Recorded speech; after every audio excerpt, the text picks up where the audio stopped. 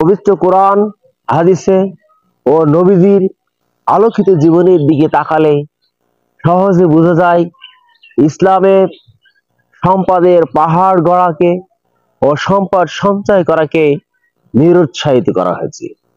অকৃপণ হয়ে সম্পদ ব্যয় করা ও মানুষের জন্য খরচ করাকে উৎসাহিত করা হয়েছে। সম্পদের সঞ্চয় করাকে পরকালীন ক্ষতি বা বঞ্চিত হওয়ার কারণ উল্লেখ করা হয়েছে।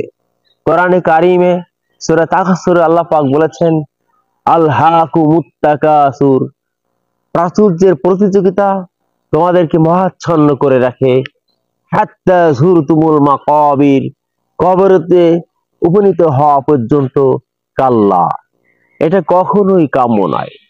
অন্যত্র সূরা হুমাযায় আল্লাহ তাআলা বলেছেন, ওয়াইলুল লিকুল্লি হুমাযাতিল লুমাযা, দুর্ভোগ তার জন্য যে সামনে ও পিছনে মানুষের নিন্দা করে। আল্লাযী জামাআ মালা ওয়া আদ্দাদা, যে অর্থ জমায় ও বারবার গণনা করে। ইয়াহসাবু আন্না মালাহু আখলাদা, সে ধারণা করে যে তার অর্থ তাকে অমর করে রাখবে।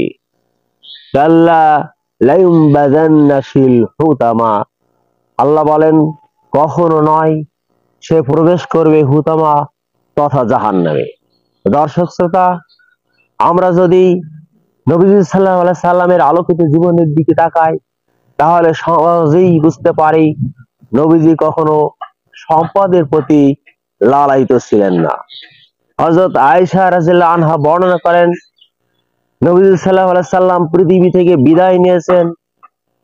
তার জীবদ্দশায় তিনি পেট পুরে জয়তুন তেলের আর রুটি দিয়ে দুইবার খাননি। মুসলিম শরীফের হাদিস।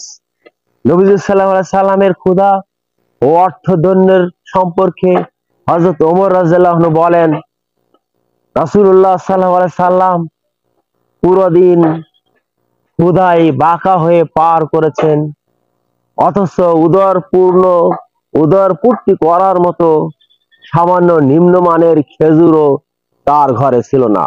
মুসলিম শরীফের হাদিস। এই ছিল নবীজির সাদামাটা জীবন।